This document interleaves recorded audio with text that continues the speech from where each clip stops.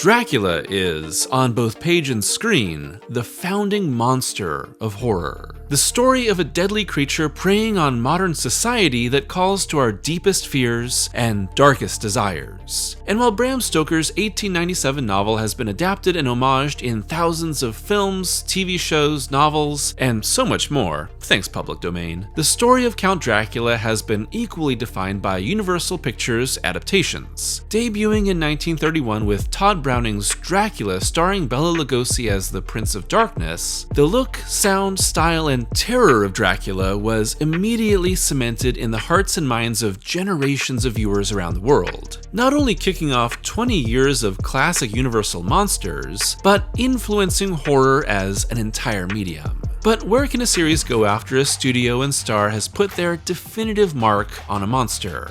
Sons, daughters, familiars, prequels, remakes, and monster mashes, the Dracula franchise is one in search of a story with a Dracula and Lugosi shaped whole at the center of it. Here we'll explore the entire history of Universal's Dracula, from Bram Stoker's foundational novel to how the Prince of Darkness helped create the Universal monsters, to the many sequels that tried to breathe new life into this vampire story. Join me as we open the crypt of Dracula, Universal's founding monster.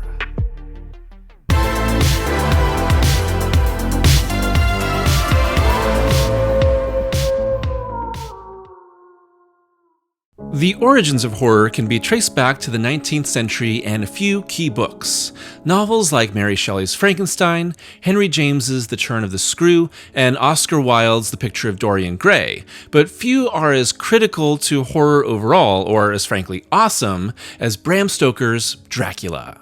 Abraham, better known as Bram Stoker, was born on November 8, 1847 in Dublin, Ireland, and while he spent his early years as a drama critic and the personal assistant of theater actor Henry Irving, whose looks and manipulative nature were the inspiration for Dracula, Stoker aspired to be a successful author.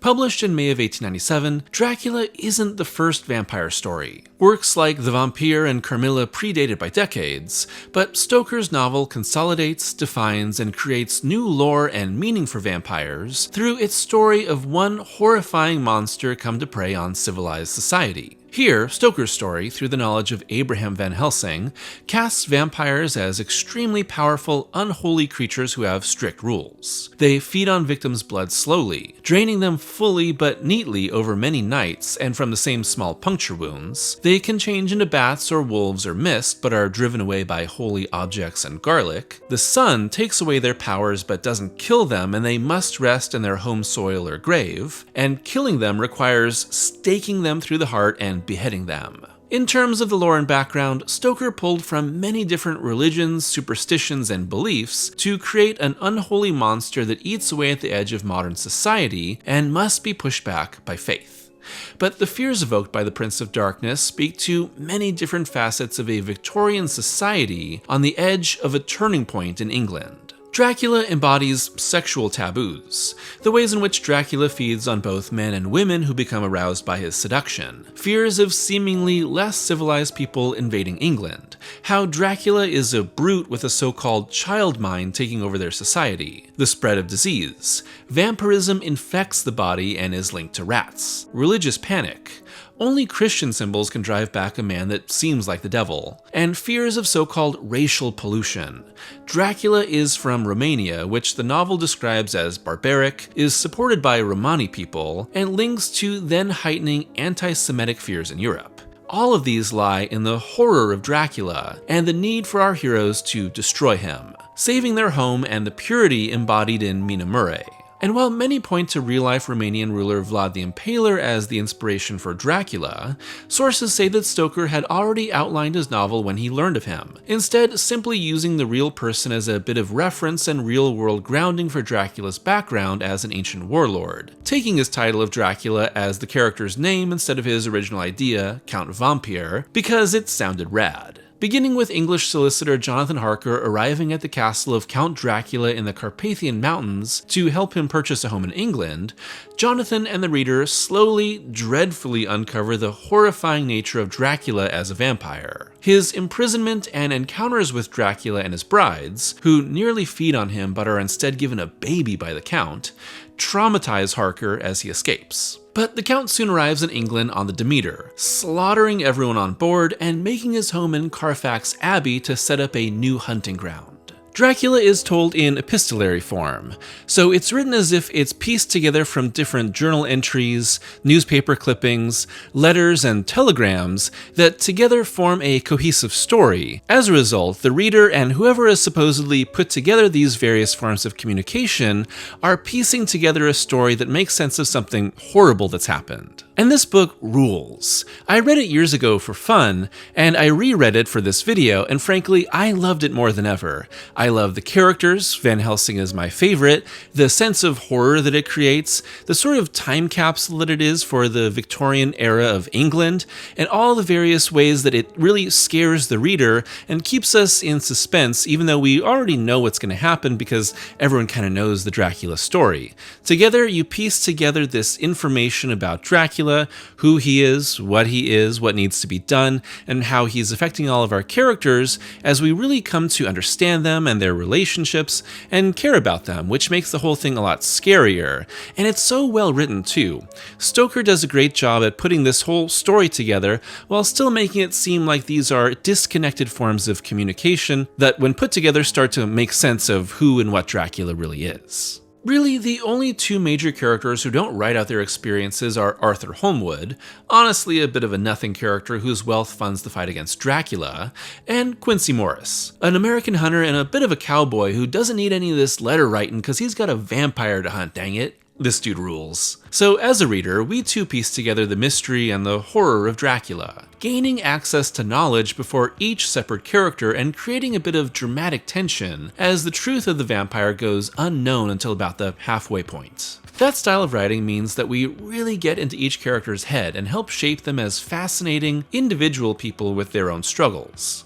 It also means that Dracula's sense of horror is more lurking dread, unseen carnage, and a gradual buildup of a terrifying villain. And given that Dracula is a hidden menace discreetly preying on his victims, we get very little on-page interaction with the vampire. Really, Stoker gives us the most time with Dracula in the first 3 chapters of the novel during Jonathan's time at the Transylvanian castle, coming to realize that the Count who has trapped him is a monster. Once we move our focus to England, Dracula disappears and we mostly see his impressions and effects on our characters, as Lucy Westenra slowly falls victim to the Count over the course of weeks. It's Lucy's death and transformation into a vampire that fully bands our characters together. The 3 men who loved her, Arthur Holmwood, her rich fiancé, John Seward, a sanatorium doctor, and Quincy Morris, an American hunter, along with Dr. Abraham Van Helsing, who knows about vampires and is the only one who understands what to do, alongside Jonathan and Mina Harker. With the group destroying the vampire Lucy, Dracula targets Mina,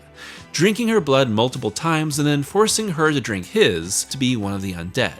Soon, the group of vampire hunters destroys the Count's many resting places and pursues him back to Romania, finally intercepting and killing him, with Mina saved and Quincy dying in the process. The sun was almost down on the mountaintops, and the shadows of the whole group fell upon the snow. I saw the Count lying within the box upon the earth, some of which the rude falling from the cart had scattered over him. He was deathly pale, just like a waxen image, and the red eyes glared with the horrible, vindictive look which I knew too well. As I looked, the eyes saw the sinking sun, and the look of hate in them turned to triumph. But on the instant came the sweep and flash of Jonathan's great knife. I shrieked as I saw it shear through the throat, whilst at the same moment Mr. Morris's Bowie knife plunged into the heart. It was like a miracle, but before our very eyes and almost in the drawing of a breath, the whole body crumbled into dust and passed from our sight. I shall be glad as long as I live that even in that moment of final dissolution,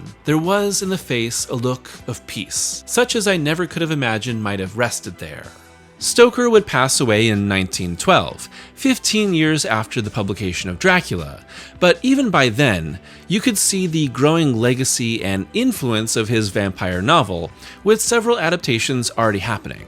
In fact, adaptations of Dracula happened almost immediately after its first publication. There were newspaper serializations, adaptations into other languages, and even stage plays almost immediately following its publication. And soon after the invention of the motion picture, film adaptations were underway, and the very first one was actually a 1921 Hungarian film titled The Death of Dracula. But the real efforts started with F.W. Murnau's 1921 unauthorized adaptation of Dracula, titled Nosferatu, A Symphony of Darkness. The story and history of Nosferatu is a topic for another time, but what's important here is that while Murnau and company changed names and certain plot points, Nosferatu was obviously an adaptation of Stoker's work done without getting approval or paying for the rights. The result was that Stoker's widow, Florence, sued the makers of the film and, upon winning, demanded that all copies of Nosferatu be destroyed, with some spared, allowing us to see it today. One important addition from Nosferatu, Murnau's film shows sunlight to actually kill vampires, a major piece of lore in essentially every vampire story in the time since, and condemning the undead to truly be creatures of the night. In Stoker's story, daylight simply removes Dracula's powers, rendering him weak and vulnerable. And as you'll see in the adaptations to come, sunlight is often Dracula's cause of death, likely a way to avoid more gruesome methods. On the authorized side of things, one of the most crucial adaptations was Hamilton Dean's 1924 stage play, which went through several revisions as it toured England and eventually came to Broadway in New York. The play, given its constricted nature and setting, works to condense and focus Stoker's epic novel, with much of the battle against Dracula happening in Harker and Van Helsing's homes. Characters like Renfield, Seward, and Lucy are here, but gone are the many wide-ranging travels throughout Europe, and Dracula is turned into much more of a consistent presence, having many conversations with our characters. The popularity of the play in America and the continued success of the novel decades after its publication led to one man finally fully creating an authorized film adaptation of the novel, Carl Laemmle Jr. I've spoken before about Laemmle Jr. in my previous Universal videos, but he's incredibly important to the story, and really there would be no Universal monsters without Carl Laemmle Jr. Laemmle Jr. was, of course, the son of Carl Laemmle Sr., founder of Universal Pictures. However, by the end of the 1920s, Universal was struggling and falling behind its competitors, and with the founder running out of options, Laemmle Sr. put Jr. in charge of the studio. His new direction? A focus on horror pictures, inspired by earlier Universal horror like Phantom of the Opera and The Hunchback of Notre Dame. So, determined to do things the right way, Universal Pictures paid Stoker's estate $40,000 for all rights to Dracula, with the film script written by Dudley Murphy, Garrett Fort, and director Todd Browning, largely pulling from the stage play with bits of the novel and various lines by Stoker added in. As for Browning, he had largely made his name as a silent film director, frequently collaborating with Lon Chaney before transitioning to talkies and making his most famous films, Dracula and Freaks. But it's really cinematographer Carl Freund who makes Dracula look great, adding tracking shots and great framing for a truly memorable look. When Laemmle Jr. purchased the rights to Dracula, his intention was to cast Lon Chaney off his many successful roles in horror during the 20s. However, Chaney's sudden death in 1930 forced the studio to search for another actor. Their choice? Not Bela Lugosi, a then unknown Hungarian immigrant who starred in the play as the Count during its Broadway and Los Angeles runs. Instead, Laemmle considered a ton of other actors including John Ray and Conrad Veidt. But eventually, Lugosi was chosen when Universal realized they already had a proven great Dracula right in front of them. And really, there is no overstating the importance or impact of Lugosi in the role. Taking the stage play's approach of Dracula being a well-dressed, suave, seductive villain, Lugosi blends his Hungarian accent with a creeping, prowling, but regal approach for Dracula to become otherworldly but also powerfully present. There are some other notable performances, like Dwight Frye as the manic, wild-eyed Renfield, and Edward von Sloan as the serious, academic Van Helsing, but this is the Lugosi show. Listen to them. Children of the night. What music they make. Nearly 100 years later, and Dracula really shows its age as a very early film.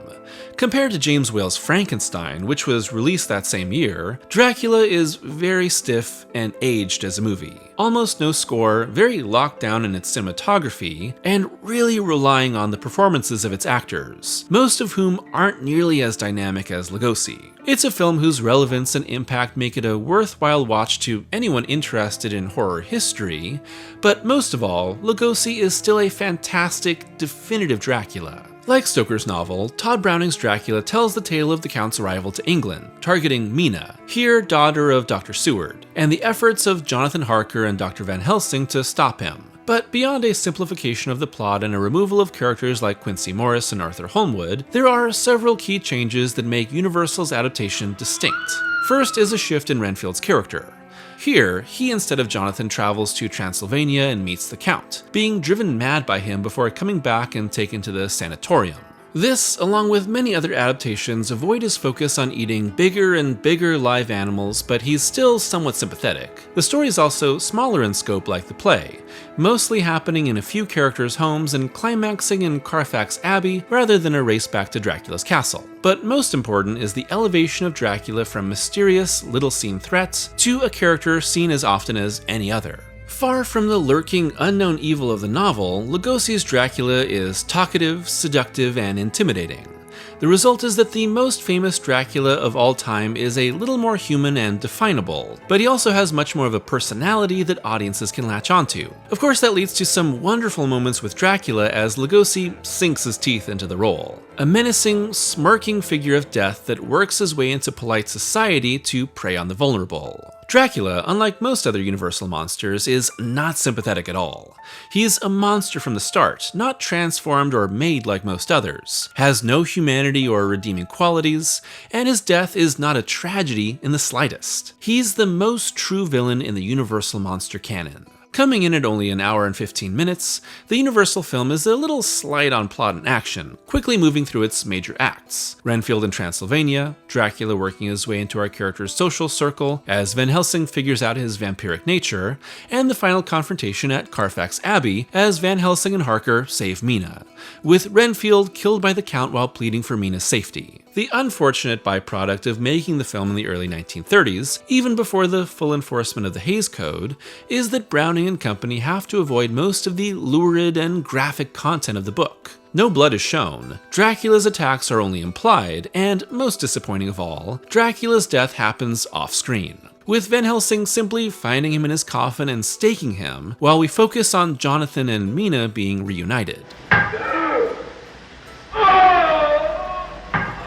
It's a real shame because any great Universal monster deserves a great death, and as a result, Dracula just sorta winds down to a so-so ending. Our happy couple reunited, the natural world restored, and everything okay again with Dracula dead. One fascinating note, a Spanish-language version of Dracula was filmed at the same time, using the exact same sets and props at night after the daytime English production had finished, but directed by George Melford and starring a completely different cast, with Carlos Villarreal as Dracula. Honestly, the Spanish Dracula looks and is paced a lot better than Browning's version. The only issue is that Villarreal isn't anywhere as good as Lugosi, but it's essentially the same film, only somewhat forgotten by time aside from being an interesting anecdote in Dracula's history.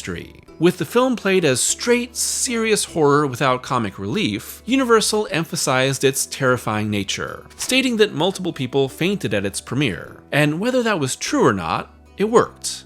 Dracula opened at the Roxy Theater in New York on February 12, 1931, before going nationwide. But even in just its first 48 hours at the Roxy, Dracula sold 50,000 tickets, resulting in a massive nationwide run that cemented not only Dracula as a massive movie character, but paved the way for decades of Universal monsters to come when paired with the huge hit of Frankenstein later in 1931. And despite his death, Dracula would return to Universal in many new forms. Dracula! He's come back!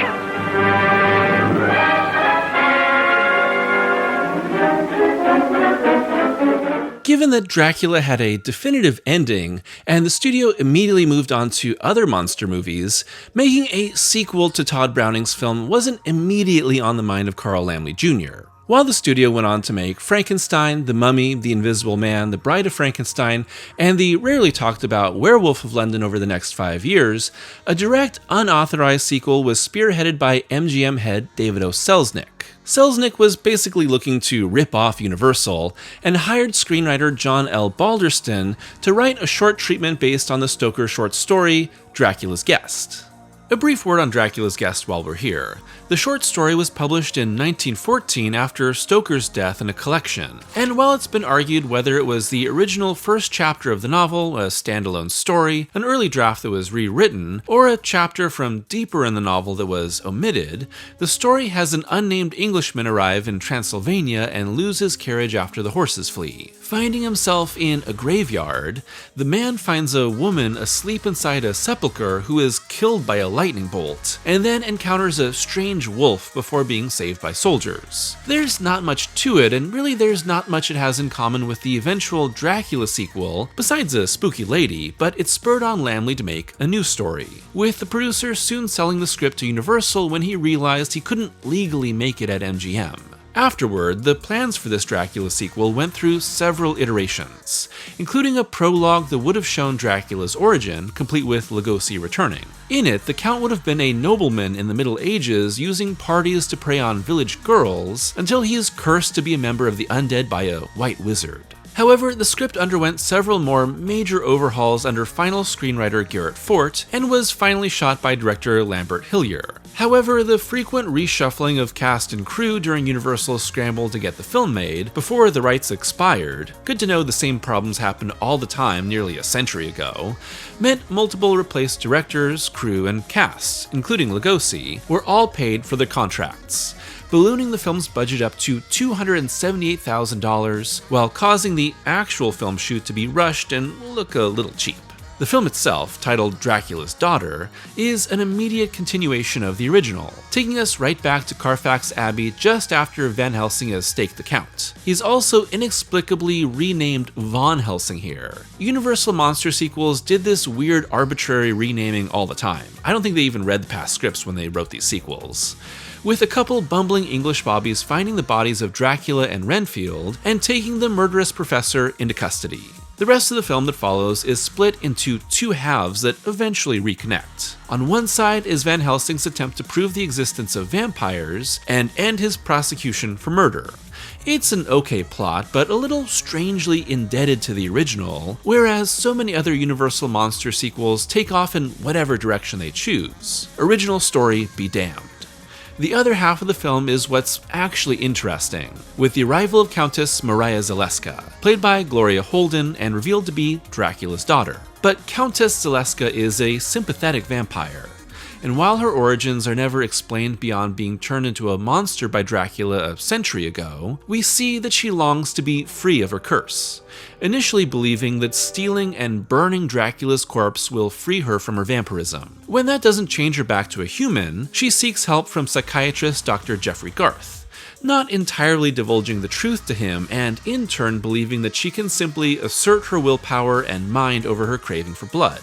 That of course goes poorly, and as her cravings spiral, she seeks to turn Dr. Garth into her eternal vampiric companion by threatening the woman he loves, only for Zaleska to be killed by Sandor, the human servant she's promised immortality to for years. I've seen What We Do in the Shadows. Never become a familiar, they're not really gonna turn you.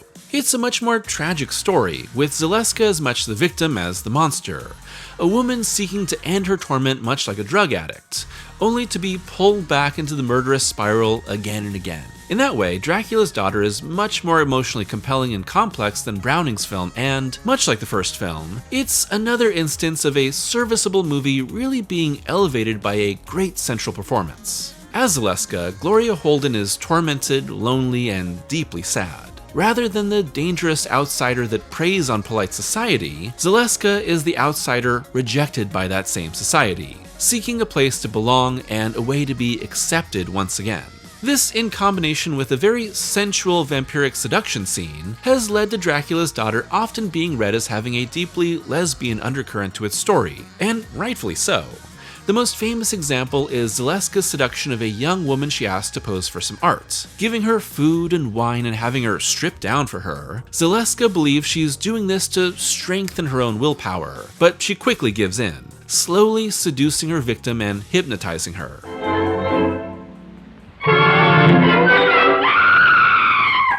It's a very obviously sexual scene, and while Mariah has several male victims, she takes them out quickly. It's the women that she focuses on and romances. Really, the tightly interconnected nature of sexuality and vampirism was right there from the start of Stoker's novel. Both the bride's seduction of Jonathan Harker and Dracula's preying on Lucy and Mina are incredibly sexual, full of arousal of the victims and pleasure of the vampires. But given its connection to blood-sucking and death, it's a type of societal violation as well. Here in Dracula's Daughter, you can read it as either queerness being condemned as akin to vampirism, which casts Countess Zaleska as a pure villain, or as a non-conforming way of life that is hated by society, turning the Countess into a tragic protagonist. Released on May 11, 1936, Dracula's Daughter was the final Universal monster movie released before the full enforcement of the Hays Production Code by the end of that same year. And as I've previously discussed, the code created a self-regulating set of rules meant to stem the tide of scandal and prevent government intervention in film. However, Administrator Joseph Breen used the code to lock down on any scandalous content. By 1936, Breen began heavily censoring and rejecting all horror scripts. In fact, Dracula's Daughter was rewritten several times in order to please Breen, warning of their negative effects and how audiences will surely reject such films despite the major horror boom that happened in the early 30s. Soon enough, studios simply gave up on making horror movies for several years, putting a pause on the Universal monsters. However, it was a massively successful triple bill featuring Dracula, Frankenstein, and Son of Kong at the Regina Theater in Los Angeles that convinced studios, including Universal, to start making horror movies again. And while he wouldn't be among the first monsters to return, Dracula would once again make his presence known at Universal in a very different form.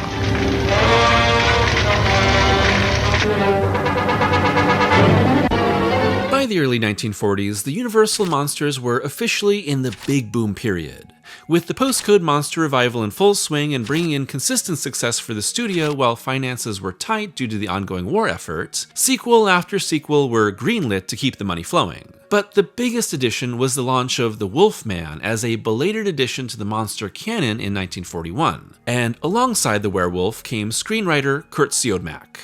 I've spoken at length about Siodmak's contributions in my Wolfman video, but what's most important here is that Universal soon put him to work on reviving Dracula, with the result being Son of Dracula. Universal's choice to direct the picture? Kurt's brother, Robert Siodmak, an established European director who had fled the continent after the takeover by Nazi Germany. And once in the United States, Robert basically had to work his way up from scratch, directing a lot of B and C level pictures for rival, cheaper studios compared to Universal. A case of nepotism? Quite the opposite, actually. Once hired on as director, Robert threw Kurt off of the picture. Years later, Kurt revealed that Robert and he had a major case of sibling rivalry, and that wherever Robert went, he wanted to be the only Siodmak in charge. What a dick! Once gone, Siodmak's story was rewritten by Eric Taylor, and the result, 1943's Son of Dracula, is a southern gothic noir, with Dracula and vampirism as the ultimate MacGuffin rather than a bag of money or a Maltese falcon. Here, the film takes place in the southern United States sometime in the then modern day, where plantation heiress Kay Caldwell has invited the mysterious European Count Alucard. That's Dracula spelled backwards, which our heroes thankfully quickly realize as we learn that this is the original Count returned to unlife. And while a series of mysterious deaths follow the Count, he and Kay are quickly married, much to the dismay of her love interest, Frank Stanley. But rather than this being the familiar story of Dracula seducing an innocent woman into dark, eternal life, we realize that Kay has planned for this to happen all along. making her into much more of a noir femme fatale, playing love interests against one another for the sake of power and money. In the role, Louise Albritton does a great job as a cool, calm, and deadly vampire, while as Frank, Robert Page plays a convincingly desperate and despairing hero. There is, however, one glaring weakness to the film: Lon Chaney Jr. as the Count. By this time, Chaney Jr. had already been anointed as Universal's new go-to star, breaking in as the Wolfman before quickly playing Frankenstein's monster and the mummy Charis. Here, he rounds out the Universal monster grand slam by becoming Dracula, styled by longtime Universal makeup superstar Jack Pierce to reflect more of Lugosi's classic appearance. But Chaney is simply too dull, too sad, and too human to really feel like a deadly, immortal bloodsucker. He's the film's great weakness. Thankfully, I think the rest of the film around him is awesome. When I came to Dark Oaks, I was not graciously welcomed. Now the position has changed. I am master. As for Lugosi, well, Bela was still on the outs from Universal, and biding his time at rival studios playing Dracula-like characters. He could have easily been hired to be a returning Count, but Universal passed him by, with old Bela reportedly having a grudge against Chaney Jr. for decades afterward. Son of Dracula also features my favorite ending in any Universal Dracula movie, with Frank destroying the Count in a fiery battle to save Kay, only to tragically be forced to kill the love of his life too, burning her in her coffin after placing a ring on her finger. It's great tragic stuff, and it's the type of blend of romance, horror, and tragedy that any great Dracula movie should have. What came next was another huge change for the Count.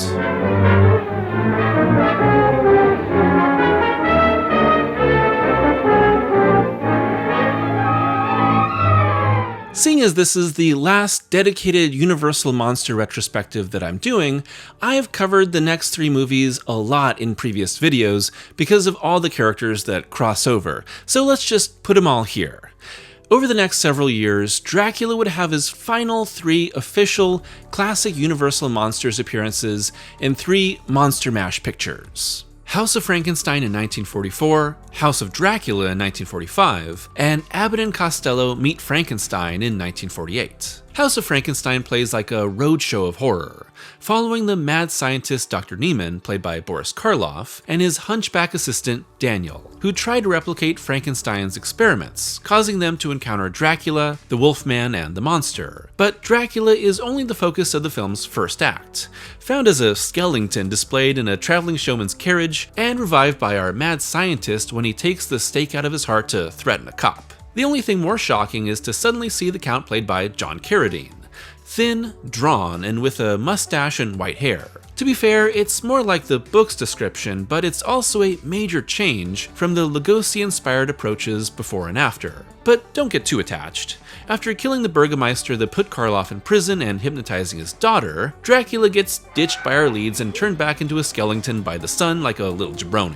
See, Van Helsing? It wasn't that hard. Anybody could take out Dracula. Following that, House of Dracula is a little more cohesive, centering on Dr. Edelman, who attempts to cure both Dracula, somehow better after being turned into a raisin and still played by Carradine, and the Wolfman, and eventually finding the half-buried monster. With these creatures seeking his help, Dr. Edelman seeks a way to cure each, with Dracula seeking his assistance in finding a cure for vampirism, with the Doctor transfusing his own blood into the Count in an effort to give him what his body lacks. In some ways, this is the most sympathetic portrayal yet of Dracula at Universal, with the Count acting more like a drug addict than a creature. Still, he's ultimately evil, attempting to turn the Doctor's assistant into a vampire and transfusing his own blood back into the Doctor, turning him into a half-vampiric madman. Why? Well, it seemed fun at the time. But once again, the Count isn't around for the finale, killed by the sun to eliminate his threat. Of these 3, I would honestly only recommend Abbott and Costello Meet Frankenstein. Not only is the movie genuinely great, it's both funny and has great monster action, but it features the long awaited return of Bela Lugosi to the role of Dracula. Of course, it's a comedy that parodies the Universal monsters after they've essentially had all their interesting stories and sense of horror fully tapped out by a super fast succession of sequels. And here, Dracula is the mastermind behind an evil plot to steal Lou Costello's simple, pliable brain and transplant it into the monster in order to completely control it. Add in Lon Chaney Jr. as the Wolfman, and you have comedic chaos. And it's a real treat to see Lugosi back in the cape here. It's been 17 years, and Lugosi is looking a lot older, but he's still effortlessly convincing in the role. Really, the movie doesn't play Dracula for laughs, while it makes fun of everything else. You look at this guy as Dracula and completely believe it. It's really fun seeing him in a big monster mash like this, playing the serious mastermind and being a real danger throughout, in a more heightened setting that feels like what the Universal monsters evolved into after he had left the role. Of course, Dracula is once again defeated, turning into a bat to escape but tackled into the ocean by the Wolfman and seemingly killed once again. It would be the last time Dracula was seen during the time of the classic Universal monsters, and Lugosi would only play the Count twice more, during a comedy segment on The Paul Winchell Show in 1950, and in a touring stage play in England in 1951. As for Bela, well, life after the Universal monsters was a tragic one. Lugosi largely struggled to find work in film due to being permanently linked with Dracula, but largely pushed out by Universal after refusing many different roles to avoid typecasting. Meanwhile, severe sciatica caused Lugosi to become addicted to morphine and methadone, but thanks to the Regina Theatre-led revival of horror, Lugosi experienced a career resurgence, starring in Son of Frankenstein, Frankenstein Meets the Wolfman, and more, but the roles soon dried up again while the severe addiction remained. Lugosi's final years were defined by his work in infamous schlockmeister Ed Wood's cheapo science fiction films. Absurdly, infamously bad, but also the basis for one of my favorite movies, Ed Wood. The bottom of the barrel in film for Lugosi, right before the end. Bela Lugosi would die on August 16, 1956 at the age of 73 from a heart attack. Broke and largely outcast from Hollywood. In the decades that followed, Lugosi's image has become one of the most famous symbols in film. Instantly recognizable, used across countless official memorabilia and unofficial homages, and forever tied to Dracula. Following Abbott and Costello Meet Frankenstein, the Universal monsters would limp to a close with a few more Meets films, and of course the Creature from the Black Lagoon trilogy in the 1950s. Afterward, the legacy of the Universal monsters would be carried on with toys, games, TV airings, appearances in various cartoons and homages, and the general pop culture obsessions with their classic films, which would keep their legacy alive even if the actors were no longer playing those characters and they really had no more relevance on the big screen. Of course, Dracula is such a titanic figure in horror that his reputation goes far beyond his Universal films. And yet, these movies, and Lugosi's portrayal specifically, has permanently shaped Dracula's perception in the media. But if there's any that could rival Lugosi, it's Christopher Lee's take on the Count for Hammer Film Productions, playing Dracula in 7 of the 9 movies made by the studio. Now, Hammer's Dracula is a subject for another video, and one that I'll finally make after concluding my coverage of the Universal monsters, but it's important to understand it for a little context. Lee's Dracula is bloodier, more animalistic, and brutal, with films that become much more sensual and provocative. These are the movies that moved Dracula out of his classic Universal mode and into a more modern, scandalous, and scarier interpretation. Every Dracula movie afterward had to contend with both Lee and Lugosi's take. But the next true Universal Dracula film wouldn't arrive for another 31 years. And that would be the film simply titled, Dracula, again, in 1979. But let's just call it Dracula 79 for clarity. Throughout eternity, no man has ever provoked such terrible fear and such haunting desire. Dracula. Dracula 1979 is written by W.D. Richter, who had just written the screenplay for the Invasion of the Body Snatchers remake, and is directed by John Badham, who had just directed Saturday Night Fever. And like the original film, it uses both Stoker's novel and the 1934 stage play as its basis. Specifically, it was when producers Marvin and Walter Mirisch saw Frank Langella star as Dracula in the stage version of the story in the late 70s in London's West End that the idea to make a new Universal Dracula began. Dracula 79 starts with the Count already arriving in England, this time in 1913, with Mina Van Helsing, now the daughter of Old Abe, played by Laurence Olivier, finding Dracula washed up on the shore and saving him. Here, Dracula, played by Frank Langella, looking like he stole all the hairspray off the Demeter, is focused on Lucy, intending to make her his bride and she falling in love with him in turn. And here's the thing about this film, and basically every film that seeks to retell the classic Stoker story as a movie. They're all basically hitting the exact same beats. Dracula comes to England on board the Demeter, sets up his new operation in town, works his way into our character's social circle if we're following the original film, kills Lucy and targets Mina, or vice versa, and is eventually killed to save Mina's life with Jonathan Harker, Abraham Van Helsing, and maybe the rest of the normal supporting players helping out.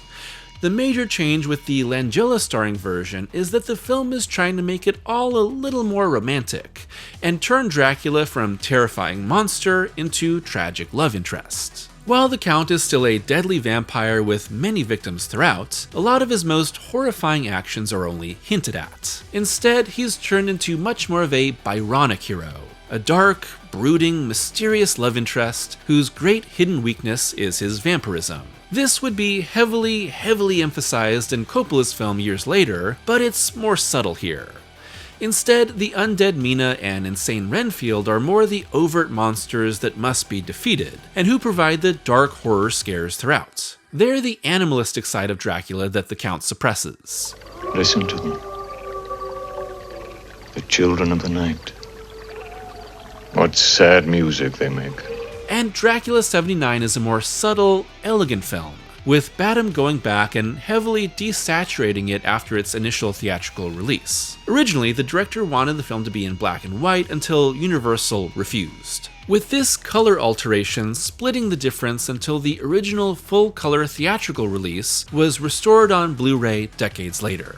Really, this is one of the few Universal Dracula films that make Dracula a sympathetic character, a hard breakaway from Stoker's novel, with his death aboard a ship heading back to Transylvania seen as a tragedy for Lucy, and with a small hint that maybe he's still alive. At the box office, Dracula would be a solid hit, making $31 million against its $12 million budget. And despite Dracula films essentially exploding in number over the next several decades, Universal's next entry wouldn't come until the new millennia, and the first of several attempts at a new franchise. And Helsing, you murderer! Why can't you tell the world I work for you?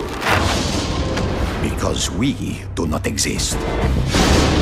Like several other films here, I've already talked about 2004's Van Helsing several times because of covering the other creatures that show up in it. So here we're just going to focus on the Dracula side of this film, which I honestly think is one of its weakest aspects. A lot like the monster mashes of the 40s, Dracula, played by a very hammy and very heavily make-up Richard Roxburgh, is the big bad and mastermind of the evil plot happening here. It's quickly revealed that Dracula was behind Frankenstein creating the monster, and Van Helsing, now a deadly monster hunter working for the Vatican, is sent to Transylvania to destroy him. From there, we meet Dracula's brides and discover that they've birthed thousands of tiny vampire babies without life, and thus need the secret electric life stored inside Frankenstein's monster to fully bring them into the world. Oh, and apparently only a werewolf can kill Dracula? Why is this so complicated? Of course, given that Hugh Jackman's hero is named Van Helsing, it's no surprise that he and the Count are arch-enemies. But this also leads to the film's strangest and most unnecessary twist, that Van Helsing is the reincarnation of the Archangel Gabriel, who has lost his memory after originally killing Dracula centuries ago, which led to the Count making a deal with the devil and becoming an immortal vampire. Honestly, it's all so unnecessary, and I think everyone kind of forgets this plot point about the movie. We've already got a Wolfman, a Frankensteinman, and a bunch of sexy Draculas running around, with Van Helsing some sort of superhero hunter. Why add all that? Really, Van Helsing works best as a really cartoonish, over-the-top extrapolation of the Universal monster's reputation. It's like a kid saw all the TV commercials and toys that used the characters over the years, played Castlevania for a few hours, and smashed them all together in a script they scribbled with crayon. And then the studio got hold of it and said, "Hugh Jackman is a star, dang it," and rewrote him as the lead. The same logic goes for Dracula. He's big, he's loud, he turns into a giant CGI bat monster every so often, and the movie positions him as essentially the devil. And beyond the whole big crazy monster madness, I think it's interesting to see how Dracula shifts on the spectrum of evil in his many different interpretations. Is Dracula a small but deadly threat that's a bit tragic? Or is he the most evil, world-threatening villain of all time? Van Helsing Dracula is definitely on the furthest end of the evil madman side, along with Nicolas Cage's version in Renfield, while Langella's count is on the exact opposite. As for Stoker's original interpretation, he's somewhere in the middle. His unholy and dangerous powers make him a threat that must be eliminated, but he's also mostly just existed cooped up in a castle for centuries and now seeks a new hunting ground. By the end of the film, Dracula is killed by werewolf Van Helsing, Kate Beckinsale's Anna has died a tragic hero's death, and our characters are off on their next adventure. But while there was talk of continuing Van Helsing's stories, Universal canceled their plans. What came next would make anybody wish for more Hugh Jackman in a big floppy hat. I want the power to destroy my enemies and save my family. There's no turning back. Drink, Dracula. In every Universal Monsters retrospective, I've had to deal with the studio's failed dark universe in one way or another. And yet Dracula, of all characters, strangely avoided their aborted plans. And that's all thanks to 2014's Dracula Untold, directed by Gary Shore and written by Matt Sazama and Burke Sharpless. In the years following Van Helsing, the company was once again in search of a new Dracula film, with the plan at first being Dracula Year Zero, directed by Alex Proyas and starring Sam Worthington. Oh, that sounds like a nightmare, before both left the project. That was eventually reworked into Dracula Untold and is, well, let's let the director tell you what it is. Anybody who's going to the film expecting a horror film is going to be sorely disappointed, said Shore. For me, it was telling a story. I was trying to tell a good drama that has action-adventure elements to it. Yeah, it's a freaking Dracula movie, what are you doing here? Strangely, Dracula Untold is most indebted to Coppola's Dracula, which incorporated the backstory of Dracula's past as Vlad the Impaler and his obsession with Mina as the reincarnation of his love. Here, Dracula Untold is set in the 15th century and stars Luke Evans, the less popular Shaw brother of the Fast and Furious series, as Vlad Dracula, the Prince of Wallachia and Transylvania, who must defend his people from the invading Ottoman Empire. But with his kingdom weak against the massive enemy, Vlad seeks new strength, which he just so happens to find in a conveniently nearby ancient vampire trapped in a cave. And Dracula Untold is sorta every bad major studio blockbuster instinct all rolled into one. Bland leading actor that the studio insists is a huge star? Check. Completely unnecessary prequel story? Check. English actors doing vaguely ethnic and slightly offensive accents? Check. Superhero plot points overlaid on a story and genre where they have no business being? Check. Sword and sandal epic made bland through overusage of grayish CGI? Check. Sequel setup that is never gonna happen? Oh yeah, that's a big check. If Bram Stoker could be transported to today with time travel and see Dracula Untold, he'd probably say something like, "Oh god, oh fuck, why are the pictures moving?" But then he'd really hate this shit. Honestly, it's not like this movie is some abomination, it's just a super bland sword and sandals movie with some Dracula branding sprinkled on top. And that in itself is disappointing. There's nothing interesting here. The big tension is supposed to be that if Vlad doesn't drink blood for 3 days, he'll revert back to a normal human, temporarily granting him crazy vampire powers without consequence. So of course, Vlad eventually becomes a vampire, drinking his dying wife's blood at her insistence, beating his enemies, and being doomed to be Dracula. You know, that one guy from all the other better movies you've seen. And at the very end, we jump to modern-day London where Dracula meets a woman named Mina, the reincarnation of his late wife, while the master vampire, played by Charles Dance during a time where every studio still hoped Game of Thrones actors would make people want to watch their movie, watching from afar and claiming, Let the games begin. Behind the scenes, Universal was hoping for not just a big action-adventure Dracula franchise, but an entire cinematic universe. You can see where this is all going. Universal soon began their plans to create the Dark Universe, and while there were talks to have Dracula Untold be the origin of their shared world, the film was very quickly ignored. It's not like the movie was a huge bomb, just a disappointment, making $217 million against its $100 million budget. Instead, Tom Cruise and Alex Kurtzman's The Mummy in 2017 was announced as the first official film in the universe, and while many different films were also announced, there were no Draculas on the table. Of course, we all know that the Dark Universe immediately collapsed, now living on as a Universal Monsters park within the Epic Universe, and having a much more classic Dracula as part of its world. But there was still one more, much more unconventional, film to follow. Sorry to interrupt. Are you okay? I need to get out of a toxic relationship. Following the collapse of the Dark Universe, Universal started taking pitches for unconnected adaptations of classic monsters that didn't have to worry about being in a larger cinematic universe. These included a sci-fi pitch from Chloe Zhao, as well as a Mina Harker-focused story by Karin Kusama. None of these went anywhere, but apparently the Kusama film was set to film, but was shut down just a few weeks before production over apparent creative differences. The only one that did get made was 2023's Renfield, with the story pitched by Walking Dead and Invincible creator Robert Kirkman, with the script written by Ryan Ridley and Chris McKay directing.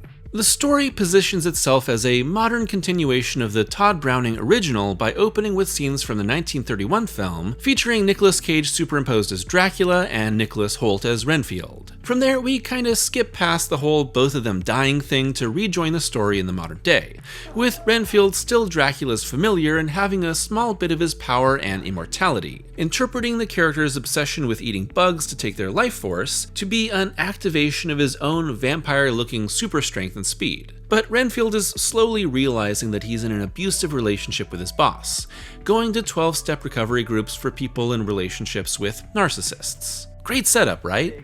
Well, Renfield is actually mostly a crime drama, and not in like a Son of Dracula gothic noir way. I mean like 50% of this movie is about Renfield navigating being Dracula's familiar and trying to get out of this toxic relationship, and the other 50% is about Renfield getting wrapped up in a mob-controlled drug ring alongside, in what might be the biggest jump scare in the entire Universal Dracula franchise, Awkwafina as a cop.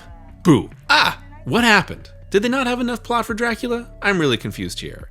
Like, it's not a bad movie, it's just focused on so much other stuff it doesn't really need. The result is that Renfield is also super action-heavy, using Renfield and Dracula's superpowers to create hyper-gory, comedically grotesque fights where opponents explode into viscera. It's all in service to a film that's comedy first, action second, and horror third. In the end, I think Universal didn't really know how to promote this mishmash of a film, cutting out a lot of the action in their marketing and focusing on Hoult as Renfield and treating Cage's Dracula sorta like a mystery, which he's not in the film. But it didn't work. Renfield is the biggest bomb in the Universal Dracula franchise, making only $26.9 million against its $65 million budget, and putting Universal at another dead end with their modern monster movies. So, what comes next for Dracula? Well, there's at least one new Dracula movie made every year somewhere, and that's probably lowballing it. But as for Dracula at Universal, there doesn't seem to be any immediate plans, with the studio adopting a scattershot approach to new monsters that let different directors have their own visions. For now, that's probably for the best. And while I'm not entirely sure what a comic book is, outside of films, I've been really loving the adaptations made at Image Comics that allow for new interpretations. James Tynion IV and Martin Simmons' Dracula adaptation is really great, with a focus on Renfield as a tragic new lens on the original Lugosi film. Given the fame, influence, and very singular nature of Bram Stoker's original novel, the Dracula story doesn't have the flexibility of other characters like the Wolfman, Invisible Man, or even just general vampire stories. And so, in search of keeping the franchise alive while having to move on from the original story, every entry afterward had to be both different and also permanently indebted to Bela Lugosi's performance. It's a strange place to be in for a series nearly 100 years after a studio first made a movie, but it's a testament to just how iconic and influential Lugosi's work was. And as I do with every retrospective, here's every Universal Dracula film ranked. At 10, House of Dracula. A perennial fixture at the bottom of a lot of these lists, House of Dracula is fine and fun enough on its own, but it's not even the best crossover in this franchise. Honestly, even if you're a Dracula fan, there's not a whole lot here to work with despite him being in the title, and I really don't think that John Carradine is all that interesting as Dracula. It's not even anything to do with him not even exactly looking like Lugosi, I just think he's pretty boring. and these films don't give him a whole lot to do. He doesn't really have a focus or a story here, and the drug addict's sort of metaphor for his blood addiction and drinking isn't really all that interesting. You think he's going to be a sympathetic character and you're going to sort of pity him and want him to get better, but then he just kind of becomes a dick out of nowhere and turns our doctor into a madman, and then gets baked by the sun once again, then he's out of the movie before the finale even happens. I like this more as a Wolfman story and a Frankenstein story, because I just like those characters in this franchise a little bit more, and they work a little bit better here. This is the Wolfman story above all, despite him not being in the title. Dracula fans need not apply. At 9, Dracula Untold. This is a case of Universal trying to force a monster movie into a more modern mold and it really not working. Dracula Untold is a sword and sandal epic, and it's also a Dracula monster movie, but there are dozens of better Dracula films and there's dozens of better sword and sandal epics. It's not doing anything that another film hasn't already done way better. I don't really care for Luke Evans in the role, I don't care for anyone in any role here really, and there's not really any interesting action, the horror is very, very, very light, and I don't think it really goes anywhere as a film. It ends up being just another setup for another Dracula movie that goes nowhere, and it is frankly gray, boring, and kinda dumb. At 8, House of Frankenstein. This is a classic monster mash, and one that temporarily breathed a little bit more life into the Universal monsters, and it's fun enough on its own. But again, if you are a Dracula fan, you're going to be a lot more disappointed than the Wolfman and Frankenstein fans. That's me, by the way, I'm the Wolfman and Frankenstein fans making a Dracula video here, but still, be forewarned, Dracula is in only one act of this film, and then he dies like a little jabroni. Again, John Carradine was just not that interesting. There were rumors of him being an early candidate for Dracula years before this, and I'm really glad that they didn't cast him then, because I don't think that anyone would have really cared about the character with him behind it. No offense to Carradine, he's doing fine, but it's very uninteresting, and I just don't really care for what they do with Dracula here. He sort of looks at people and hypnotizes them and stands menacingly in windows, and that's about it really, and then he gets turned into a skeleton again by Dracula. By Dracula fans, by House of Frankenstein. At 7, Dracula 1979. This is a very sturdy, very well-made, classic mold adaptation of the Dracula story. It hits all the beats that you're expecting, especially when trying to work as a remake of the Universal film, and it has a little bit of a different touch to it, as we're trying to make Langella's Dracula a little bit more of a sympathetic character, a little bit more of a tragic romantic lead, and a little bit less of a bloodthirsty monster or sex pest. And it sort of works, despite him still, kind of being a sex pest and kind of still being a bloodthirsty murderer. But we don't focus on that. Oh, that happened off screen. Don't worry about it. It's just in his nature. Oh no, he's dead. But anyway, I think that it's fine. Langella is fine, but he's not doing a whole lot for me here. It's more pleasing to look at and to listen to. Great John Williams score here, good cinematography, and fine casting for everyone too. But I would say that Dracula 1979 is sort of brushed over by a lot of people when they think of Dracula on screen, because it's just fine. I would say this is for Dracula completionists. At 6, Renfield. Boy, this is a really weird movie. I skipped this one when it was in theaters, and I definitely didn't help it not be a box office bomb when it came out, but I think it's totally fine. I really like Nicholas Hoult as Renfield, and I think that Nicolas Cage as Dracula is really fun casting. He really goes big and over the top and weird and wild, and that's basically what you would expect as Nick Cage being Dracula, but everything else with the crime family and all this plot that Dracula wants to take over the world is now working with Jean-Ralphio and his family. I just thought, what's going on here? It is clearly a byproduct of Robert Kirkman, who loves bloody, crazy action and everything that he does, so that's in here a ton, which gives it a little bit of a different spice compared to other Dracula adaptations, but I think that just having Renfield as the focus is enough. And then having it be a modern-day Renfield gives it another layer that you can have enough of to base a film on already, and I think that the plot is just kind of a little too much on top of all that, and it really distracts away from what I was interested in when I watched this film, which was the Renfield-Dracula dynamic, and having Renfield be a fun, comedic, and sort of tragic lead. And then you throw in Awkwafina as a cop, and you're like, oh my god, what's going on? Anyway, Renfield, it's fine. At 5, Van Helsing. I've talked about Van Helsing a lot during these retrospectives, and now I get to talk about it for the last time, thankfully.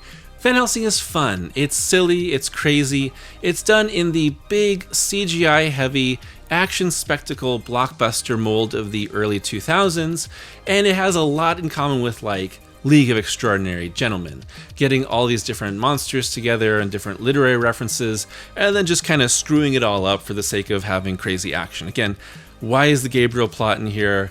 That doesn't need to happen at all. We've already got crazy buff Hugh Jackman with long hair and a floppy hat as a romantic action version of Van Helsing. It's enough already. We got it. Just have him fight Dracula, and I like Frankenstein's monster a lot in here. I talked about that in my Frankenstein retrospective. That's probably my favorite part of the film, and I think that Dracula is just a little weak. There is a Wolfman subplot, and that's kind of just a little bit extra monster action on top of everything else, and a MacGuffin to defeat Dracula. But overall, it does a fine job with Dracula as sort of a villain mastermind in the mold of more like Abbott and Costello meet Frankenstein, or even just like cartoon adaptations of the Universal monsters, or sort of our cultural osmosis of the Universal monsters that we brought from commercials and things like that just reference them, or the Monster Squad. I haven't brought up the Monster Squad at all in this video, which is a new one for me, but I like that version of Dracula being the mastermind behind the Universal monsters a little bit more than Van Helsing. Still, Van Helsing is a fun time, and it's way better than it has any right to be because it's just a lot of fun with Stephen Sommers as the director. At 4, the original Dracula, and I'm also going to include the Spanish language version of Dracula here because they're basically the same film.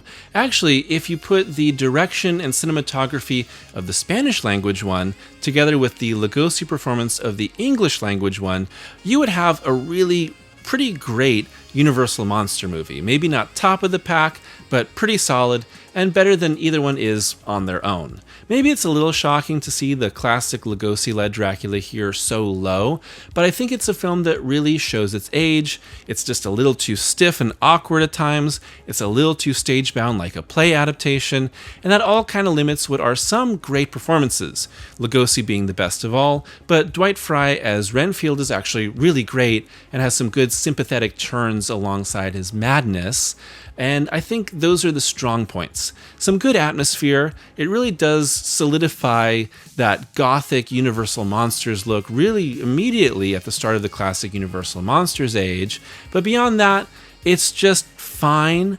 Again, this film is just too old. I love films from the 1930s. I'm a huge fan of films like Frankenstein, Bride of Frankenstein, It Happened One Night. Tons of films that I love from the era, but this is still showing those silent film limitations that Browning brought when he was still figuring out how a talkie is supposed to work. And that really, really holds it back from being comparable to something like the greatest Universal monster movies, like Frankenstein, like Bride of Frankenstein, like The Wolfman. It's just a step or two below that, despite having an absolutely iconic monster performance. At 3, Dracula's Daughter. A lot like the Todd Browning original, this is an okay constructed and written film that's really elevated by a great central performance. And as Countess Zaleska, Gloria Holden is really putting in this awesome, lonely, removed work of a woman that has been shunned by society, that hates who she is, that struggles with this existence as a vampire, that sometimes rejects it, sometimes gives into it, and again has this interesting sort of metaphor for her being a lesbian and having that as another layer beneath it all. And again, that was even more explicit in the script before it got censored a bit as the Hays Code was beginning to take over more and more in 1936. I love her performance, and I love certain turns of this film. It's tragic, and it's interesting in the ways that it's using her struggle. Sort of the scenes, where she's seducing and attacking are very, very effective. But the other half with Van Helsing trying to clear his name, and sort of just the shoe leather work around trying to investigate her is a little stiff, it's a little boring. You could take a lot of those elements from this film, you could pop it into any Mummy movie or Wolfman movie or Invisible Man movie, and it would be exactly the same except for the type of creature that they're hunting. So it really doesn't help add this film's identity. It's Gloria Holden's performance as Zaleska that really makes this movie and puts it up as high as it does. At 2, Abbott and Costello Meet Frankenstein. Now, if you've been following along with these Universal retrospectives for a while, or maybe this is your first one, it might come as a bit of a shock, but not if you've seen the other ones, because I love Abbott and Costello Meet Frankenstein. It's very funny, it's very fast, I love the creatures, I love what they've done with them, I love the Monster Mash style of this. I think that Abbott and Costello are really, really funny in this film. I know there was a lot of talk at the time of them sort of defanging the monsters and bringing them to a close, but I think by the time this film came out, the Universal monsters had really run their course. They weren't scary anymore. There was not a lot left to do with them, so putting them into a comedy like this added one last layer to them, squeezed a little bit more juice out of that lemon, and made something unique and funny and fun. And I think that Lugosi as Dracula has still got it. It's much more fun seeing him in here. He's not quite as scary. He's still playing it straight though. He's less played for laughs. He is the scary and dangerous mastermind behind it all, so he's a real threat. A little bit more than Frankenstein or the Wolfman, but put them together and you have a lot of fun. I love Abbott and Costello Meet Frankenstein. It's the best of the Meets movies, and it's a must for any fan of Dracula and anyone that just wants to enjoy a little bit of fun Universal Monsters action. And at number 1, Son of Dracula. Maybe this is a surprise, and it was definitely a surprise to me when I watched this film for the first time in the preparation for this video, but I really love Son of Dracula. As I talked about in the video, Lon Chaney's performance as Alucard, or Dracula, is the weak point of the film, but it's not a make or break sort of thing, it's just a bit of a disappointment. If you put someone else in the role, especially if it was still Lugosi, I think this would be an undisputed, one of the best Universal monster movies of all time. And I absolutely love the Southern Gothic noir story behind it all. That was so unexpected to me when I first watched this. And I thought, well, how's that gonna work? How are you going to do a Dracula story in the modern times, well then modern times, with a noir aspect to it? But it was so interesting to have Dracula and vampirism essentially be the MacGuffin of the film that our lead characters are sort of revolving around. And I really enjoy the dynamic and the performances of Kay and Frank as this doomed couple basically pulled apart by Dracula by Kay on purpose. And then this reveal that she did it all knowingly for her to pass vampirism on to Frank, and for them to take out Dracula, and for them to live forever. That's such an interesting twist to it all. And of course it ends extremely tragically. It is a really great gut punch of an ending, with Kay being killed by Frank in her coffin, and him traumatized and just having this tragic romantic end to it was really, really great. Good style too, a nice change of pace for a Dracula film to put it in an environment like this. I really loved it. And if you are a Dracula fan and you haven't seen Son of Dracula, I really, really recommend going and watching it because it's one of a kind, it's super fun, and it is, to me, the best Universal Pictures Dracula film. And with that, we come to the end of another Universal Monsters retrospective, and my last video dedicated to the history of one of these characters. And while Dracula might be the most famous and influential of the creatures, his films might be the ones that struggle the most in search of an identity. But that search has powered nearly a century of films, longing to capture the influence and resonance of a film that came at just the right time, and helped shape countless films that followed. There is no Universal Monsters series without Dracula and Bela Lugosi. And Dracula is immortal. Dracula is timeless. Dracula is an inextricable part of horror and Universal. And so long as movies are made, Dracula will be back.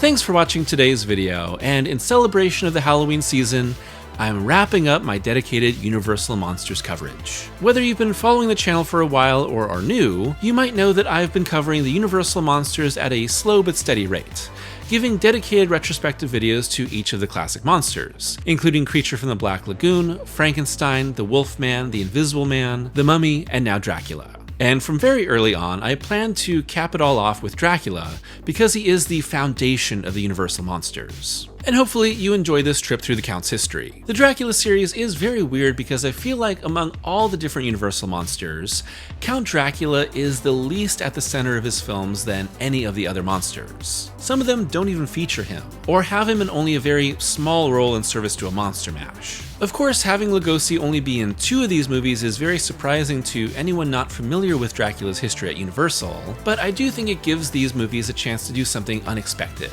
It doesn't always work, but it's always really interesting to see it play out. And the biggest surprise to me during making this video is how much I loved Son of Dracula. I think it's an awesome film, and I really enjoy its gothic noir style, and its really tragic and blunt ending. If you haven't seen it, I highly recommend checking it out. Of course, as I mentioned, this isn't the end of covering these types of monsters on the channel. I am planning on doing retrospectives on the Hammer horror interpretations of these characters, but there is one other Universal monster that I haven't covered yet in its own retrospective, and that's the Phantom of the Opera. The thing about Phantom is that he only has 2 movies during the classic Universal phase, and one of them was actually made before the classic phase actually began, which is Lon Chaney's original Phantom of the Opera. However, Phantom has had many different interpretations across many different studios and media. So the reason I've been putting it off, and what I'm going to reveal now, is that my plan for a Phantom of the Opera retrospective would be to cover all of the Phantom's films, and his Broadway musicals too. That's a big endeavor, but it will be coming sometime within the next year. So look forward to that. I'd love to know your rankings of the Dracula films at Universal, as well as what you would like to see for any future Universal monster movies at the studio. Feels like they're still pretty lost. As always, a huge thank you to my patrons and members for their continued support. And if you'd like to be a member or patron, it's only $2 a month for early access to every video and exclusive reviews voted on by patrons and members, with multiple reviews going up this month, with each dedicated to a review of a film from a master of horror that I haven't covered before on the channel. So until next time, I hope that you're taking care of yourselves and having a happy Halloween.